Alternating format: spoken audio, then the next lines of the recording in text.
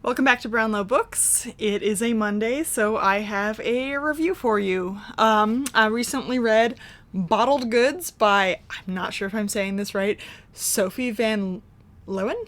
Llewyn? Something around there. It sounds like my Welsh last name with like the middle part taken off, and my brain can't do it. Alright? So, this is short. It's like 190 something pages. Not too in depth of a thing, but it's the story of Alina marrying someone her family thinks is beneath her in communist Romania, and her brother-in-law defects, and then shit rains down, right? We all know how communist governments work. So, I do want to say that this book is really uniquely written. It has very short chapters. So short. So fucking short. Like, it's a short book, but there's like 50 chapters in this small book.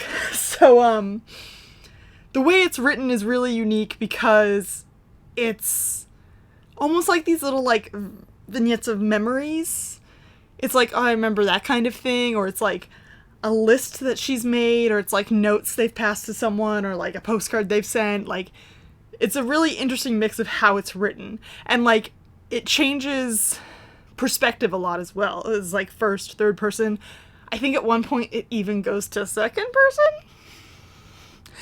Anyways, it is very uniquely written in that aspect. For me, however, despite its uniqueness, it's ultimately kind of forgettable. It is on it was longlisted for the 2019 Women's Prize, whatever that is, but apparently it's shown up on some lists. So, like, it is kind of interesting. It is uniquely written, as I said. And obviously people are enjoying it because it is showing up on these lists. But, yeah, for me, it was just okay. It does have this really interesting thing of, like, magical realism set up against this, like, modernist brutality that is, you know, like an Eastern European communist country. It takes place in like the 70s, 60s, 70s? 70s. 70s. Let's go 70s. So, I mean, it is this wonderful magical thing set up against this very, like, strict kind of, this is how things are kind of thing. So it's, like, very opposite in that fact. And, like, it's also very opposite in that, like, Alina, our protagonist, lives in, like, poverty and this repression, but, like, has a wealthy aunt whose sons are in the government kind of thing. So it's kind of this, like, opposite of, like, she's in poverty, the rest of the family's not. It kind of creates a little bit of clash. But yeah.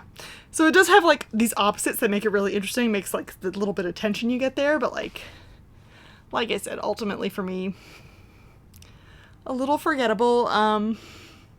It is a little all over the place because of the short chapters and the different ways that they're written. So you could have one thing and then the next chapter's like months later, years later, a day later. Like, you don't know where you're ending up. It's just kind of like throwing you back into this place.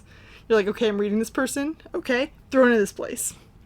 So, if that kind of writing style is your kind of thing where you're just like, you want to be a little discombobulated, it's a good book for that.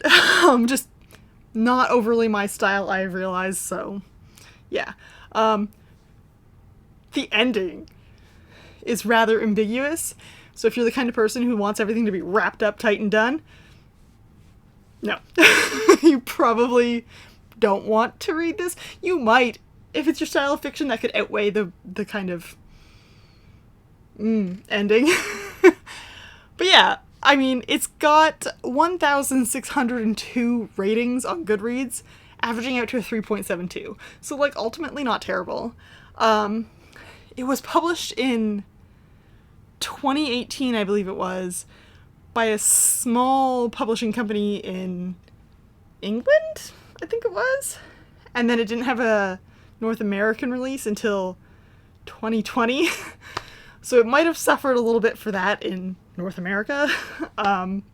Because, you know, what was happening in July 2020? What? What could it possibly have been? Yeah, so the whole family defected, now I think I might want to secret, like, government shit going on was interesting. The family dynamics of it all were interesting.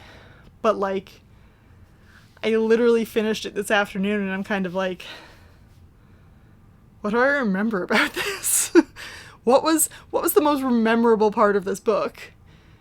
And so it's kind of weird that, like, what I'm remembering is probably not the parts that you're supposed to be remembering because of how it's set up. Anyways, that's that.